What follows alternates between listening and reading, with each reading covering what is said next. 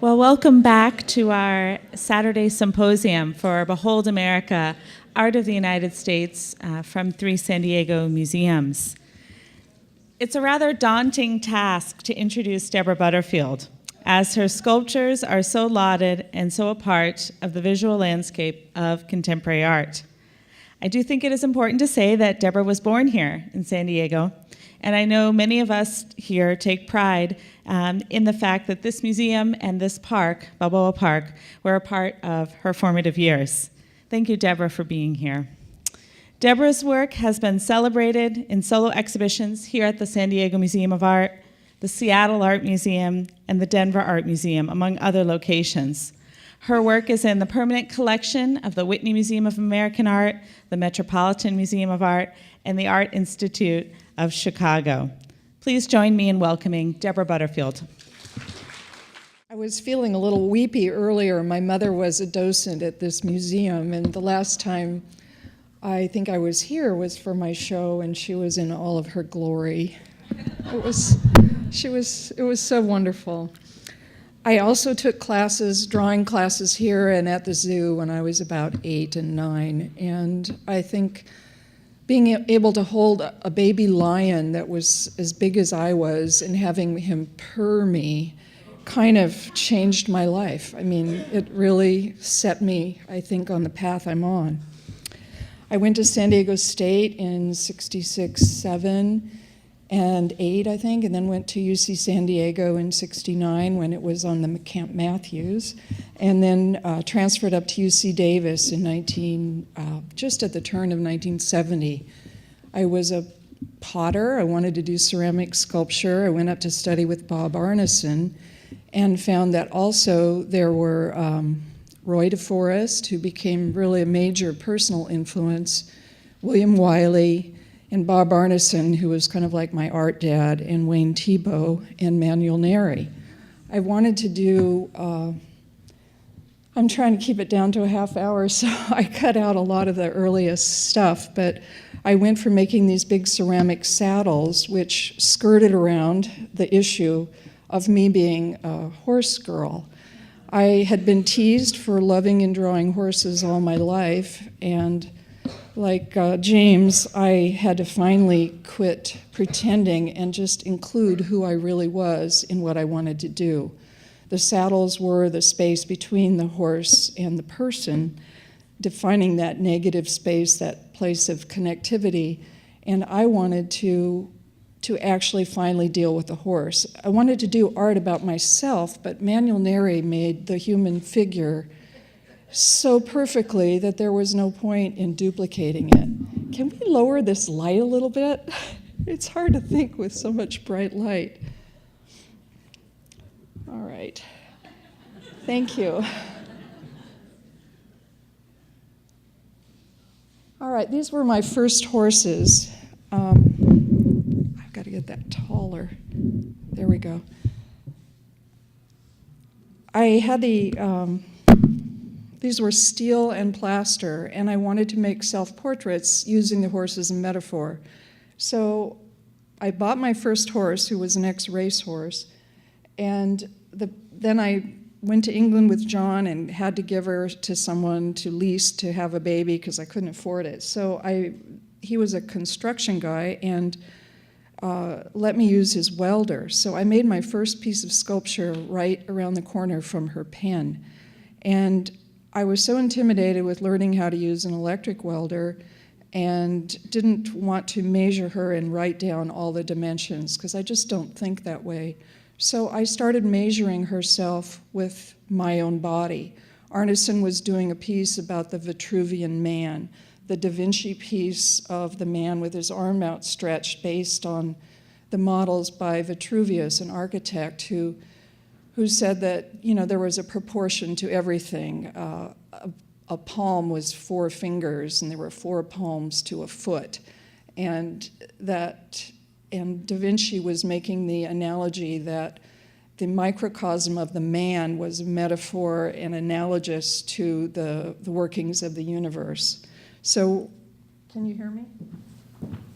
So when I wanted to make the welded steel armature, I put my arms out, and the point of her shoulder to the point of her butt were this long.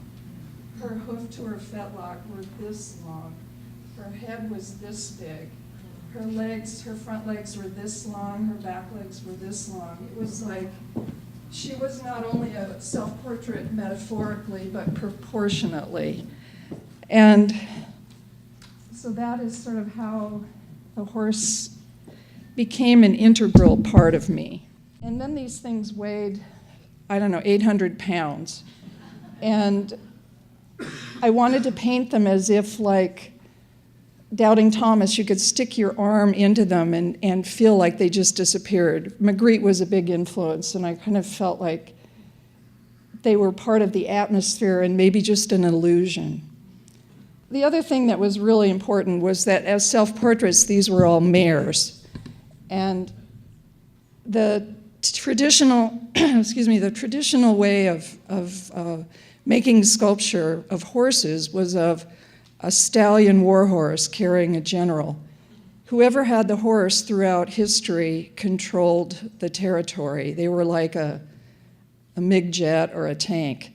And so I wanted to make horses, this was in '73 during the Vietnam War, that were unwar horses. They were not about war. I had tried going door to door convincing people that the war was a bad idea. Couldn't even convince my parents of it. Was studying the I Ching a lot, and it said to be like the sun at midday.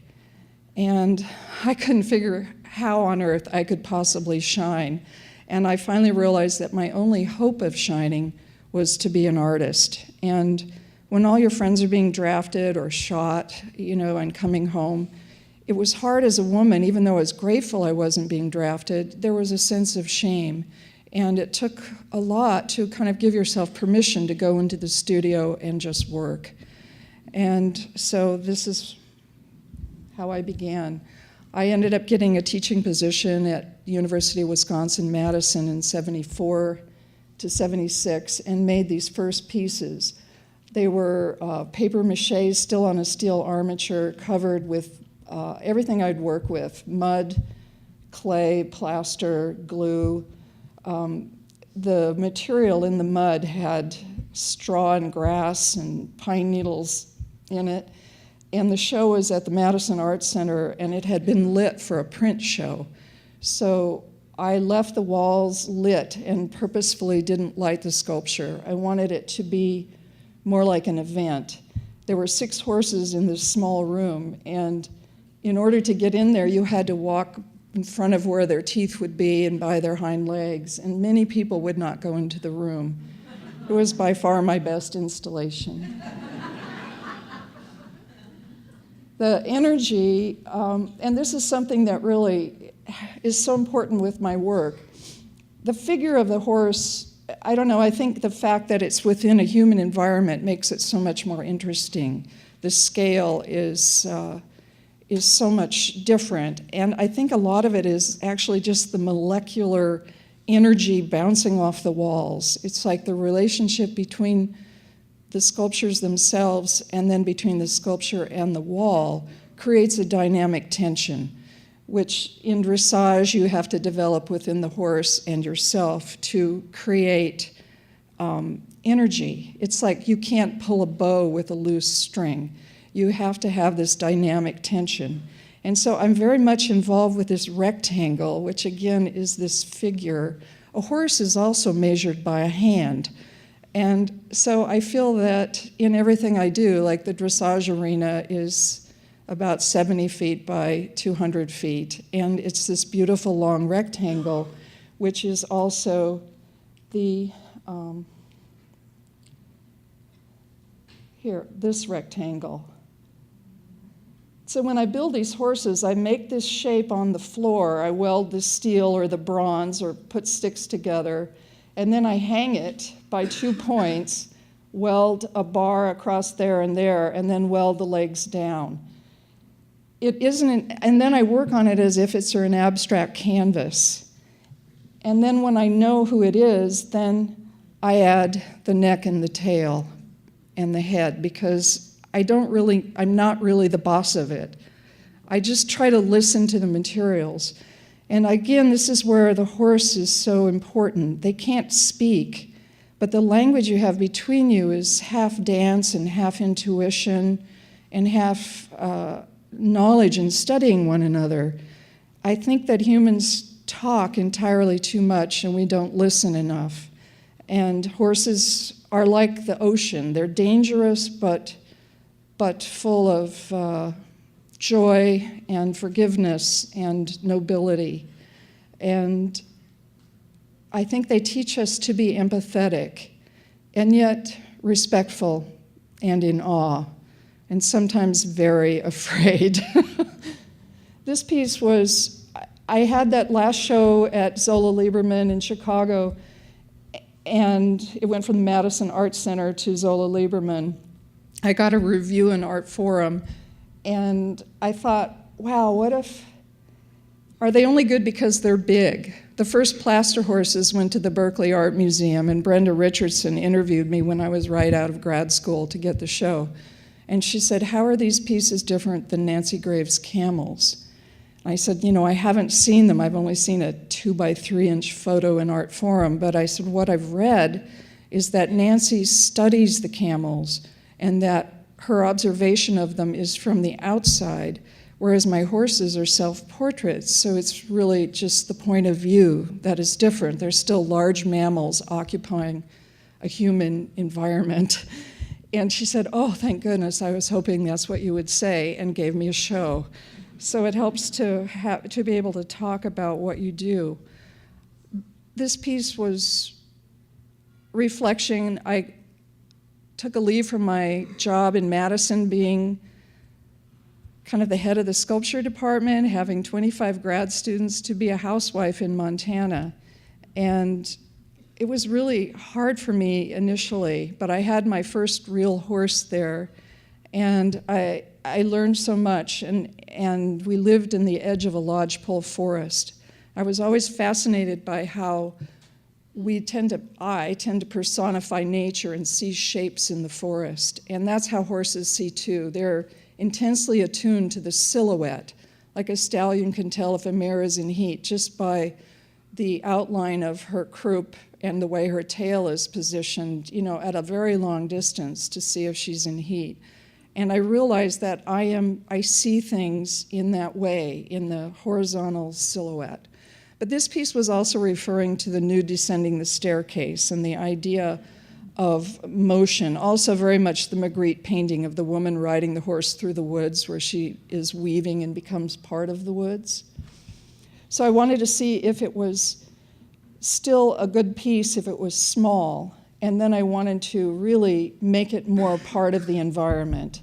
And that led to this work in '77, went to Zola Lieberman, and then later to O.K. Harris Gallery. These pieces were, I thought a horse can sleep standing up. They're a prey animal ready to run at a moment's notice. So if this woman, this mare, this naked, luscious, sensuous odalisque, laying down naked in an art gallery, can lay down in front of the wolf predator art critics and not run and not be shrill and defensive, then to me it was a real act of strength to lay down and take a nap in the gallery.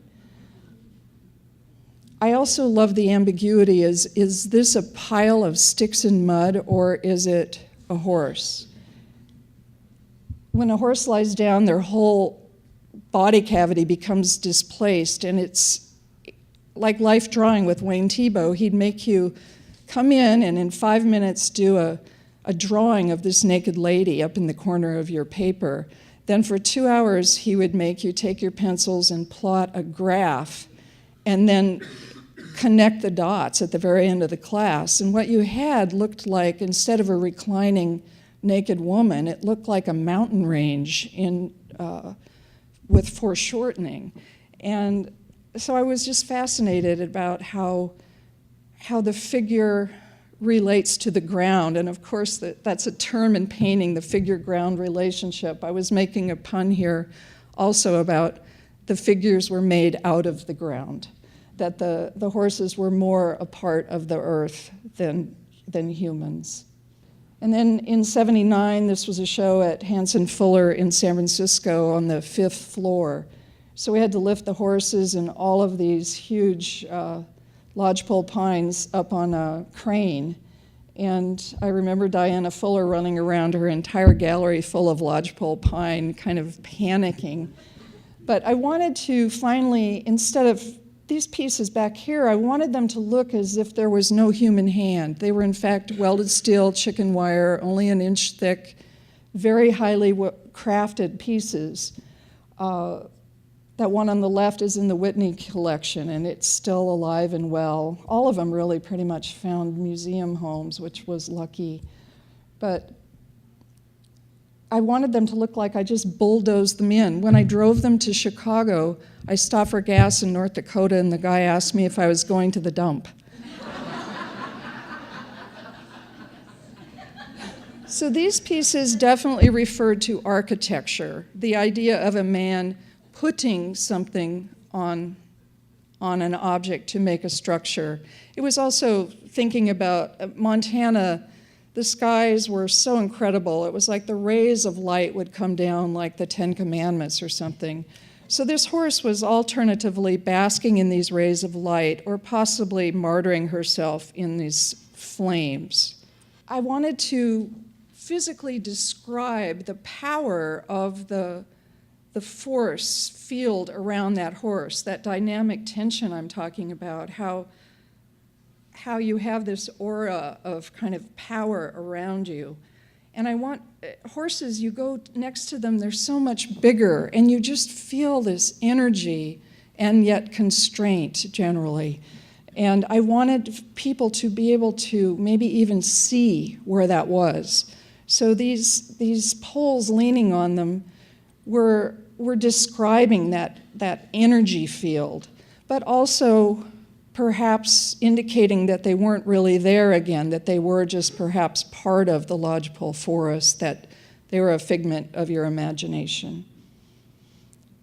And visually, they really held the space around them like a painting. The horses get tall and thin on these long legs, and sometimes I feel like unless there's a reclining horse with them, they don't hold the space the way I want them to. This was a transitional piece at another show at OK Harris in '79. I started using the junk from this old farm we bought and threw mud on it, thinking that's kind of who I was, and I realized that I didn't need to be defined by being the woman who made mud sculpture. It was like a cake that didn't need frosting. But very much, I started also thinking Jackie Winsor really influenced me, how I love the way her pieces were what they were from the inside out. Mine, for portability, had to be hollow and kind of false inside. So I really wanted you to see them from the inside out. This is a piece that really exemplifies it. Cleaning up the property, there was all this old hog wire, and you roll it up and jam a stick into it to keep it from exploding and tearing out your eyes or scratching you. So this whole piece, it's welded steel with the wire stuffed in, and then hundreds of sticks jammed in there. At some point, the sticks are going to rot and disintegrate, and the wire is going to explode out of that horse, and the form will change. And I love that. They say a horse can revert to the wild in 3 weeks. So this piece was showing how I was thinking kind of metaphorically that way. And then in 1980, I had a Guggenheim and was invited to go to the Israel Museum to build a show. So this work was built out of debris from many of the various wars. I built it on site at the museum. It was in 30 days I built this show with a guy from a kibbutz, and we had to bribe the janitor to use the welder that belonged to the museum. This was Jacob's ladder, which stayed there at the museum, made from these Arab ladders that are shorter at the top, so they looked taller than they really were. This is us welding in the Billy Rose Sculpture Garden. And On that sculpture pad behind us, the construction workers, who were all Arab, would go and pray. It was really crazy. They would bring me cups of coffee and pieces of materials. So I ended up making some work I maybe wouldn't have made, but they'd bring me all this rebar and materials from their job. This is the only war horse I have ever made. There were all these blown up troop carriers and tanks on the side of the road that, honored the war dead. And so this was my war horse. It's now in Chicago at the Contemporary. This was a show, 1980-81, that went to several museums. This was Rosary, made of the crushed heating system of Rosary Elementary School and covered with the pink brick dust that fell when it was demolished. This is at the Walker now.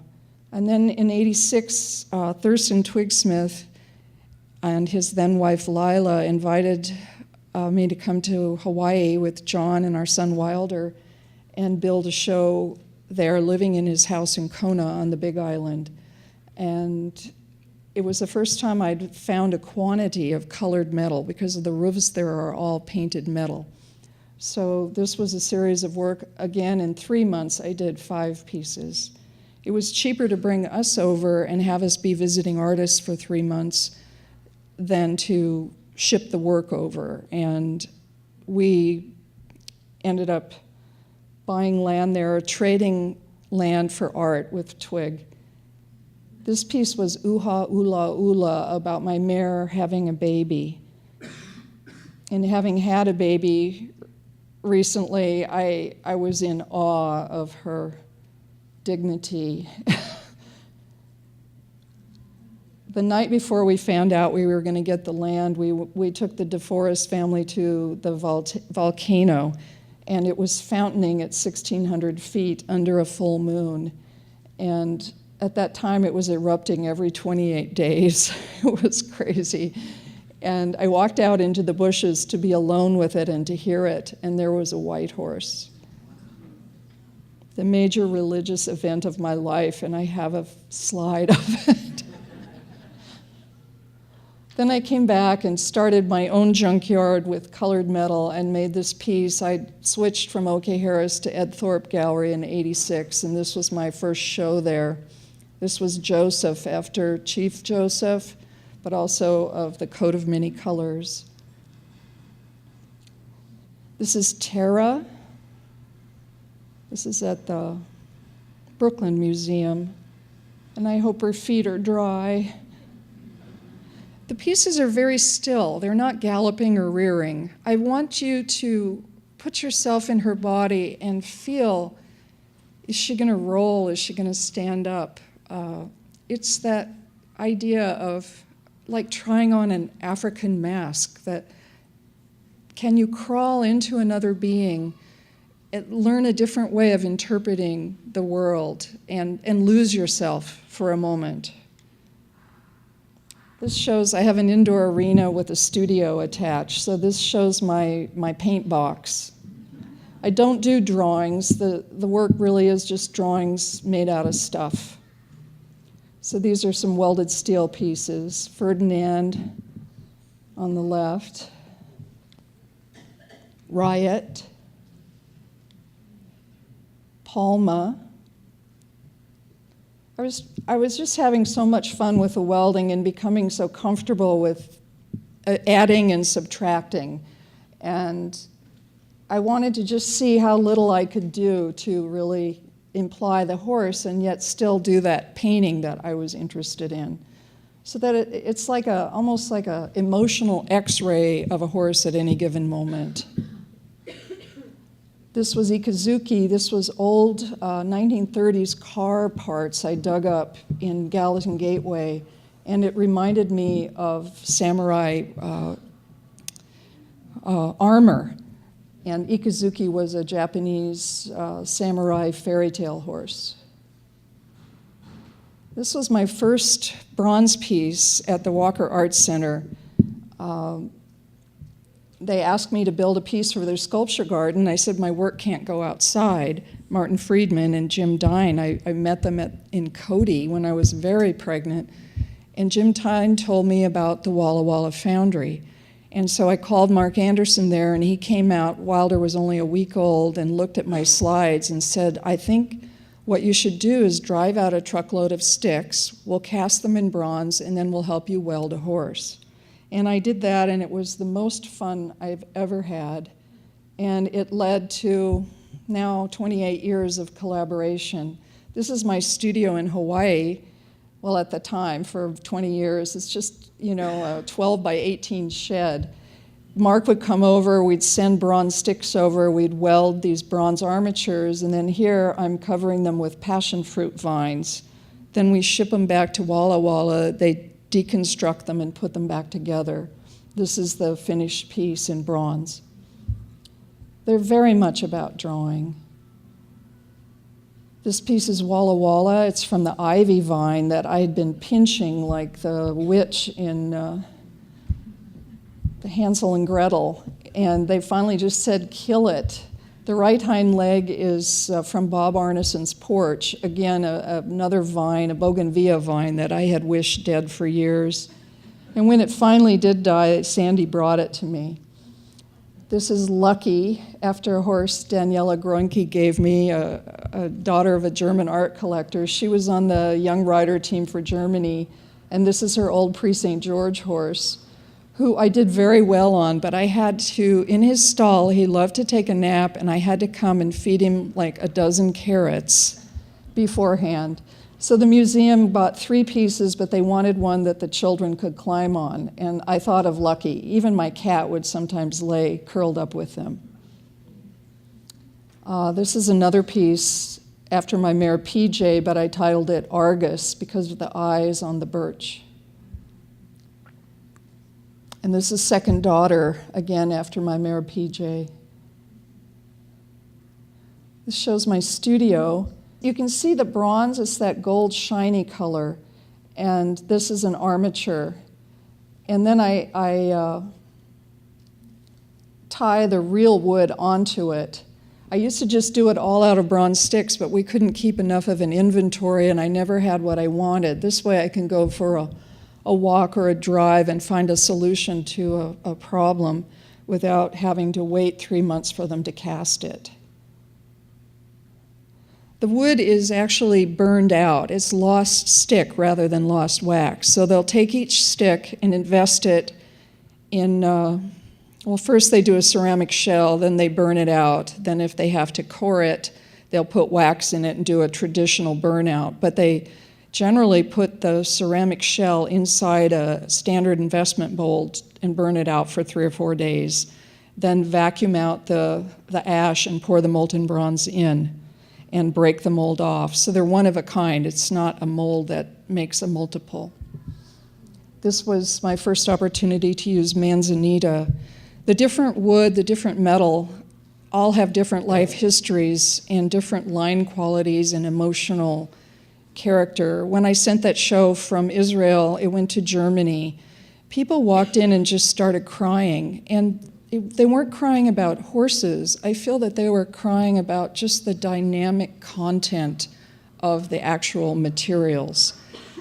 I love the way different materials are: bronze, copper, steel, lead, different kinds of wood, vines. They all have such a different way, like different breeds of horses. They have different strengths and different weaknesses. This is a piece called 1,000 Cranes, which I made on September 12th, 2001. I didn't know what to do with myself, so I went in the studio. This is a piece called Monacana, which is now in the Smithsonian. Monacana is the Hawaiian word for Montana. It's wood that I gathered in Hawaii and shipped to Montana and made this piece. And its sister piece is this one called Hawaii, or the Big Island, which I kept. It's a reclining piece that reminds me of an island or a continent. This shows my steel studio. Now, I moved it. And these are some horses that, throughout the years, this was Hoover. He was a kind of a Percheron Appaloosa. I rode him to second level, but he was also one of the stars in the therapeutic riding program that we had at the barn. And this is Hoover. He's in the Margulies collection. And this is Rex, who actually won Therapy Horse of the Year for the Northwest and second in the country. We were on CBS Sunday morning with Ernie Pepion, who was a Blackfeet Indian, who was a cowboy, who was a war veteran, who came back from Vietnam and then got in a car accident and became a quadriplegic.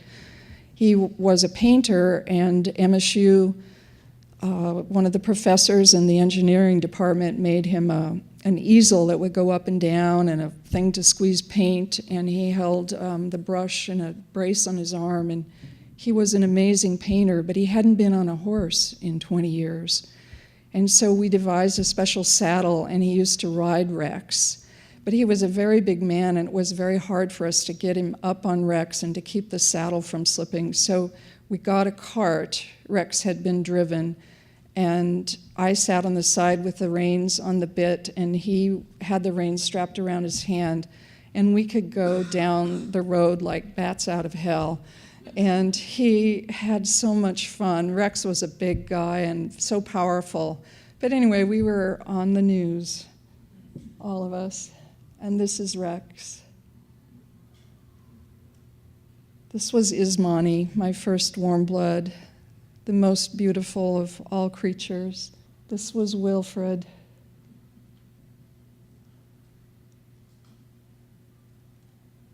This is Danuta. This is Spotty. These are galls from cottonwood trees that made the spots.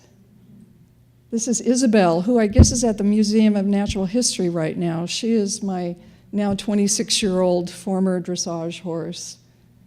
This is me and Isabel. This is Lubeck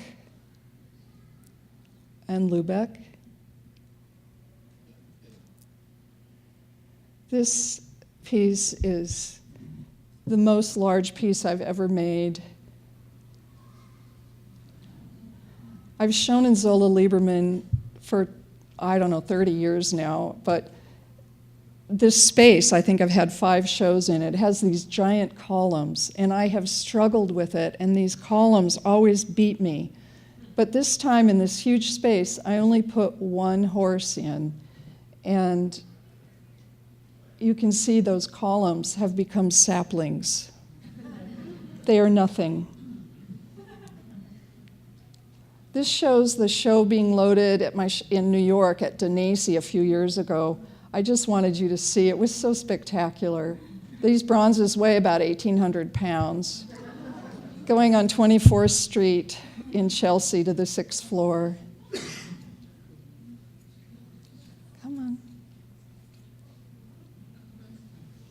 These are the riggers that handle Sarah's work. And look at that guy. I just thought it was so wonderful. They were treating it like heavy, dangerous sculpture, but then he's also reassuring it with his hand on its face. I was very touched. I wasn't there for this, but they sent me these photos. This is like the Ascension.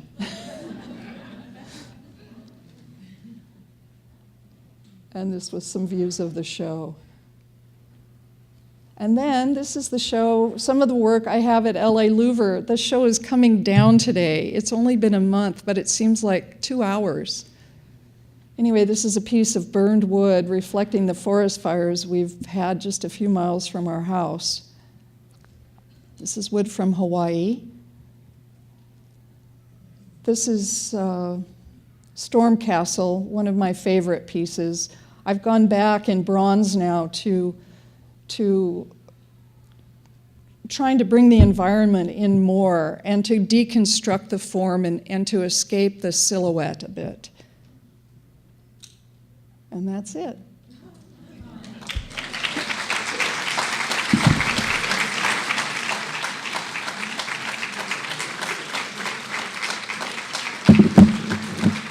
I'm sorry I was so nervous. It's doing your own slide talk is one thing, but feeling like you're part of a team, it's so scary.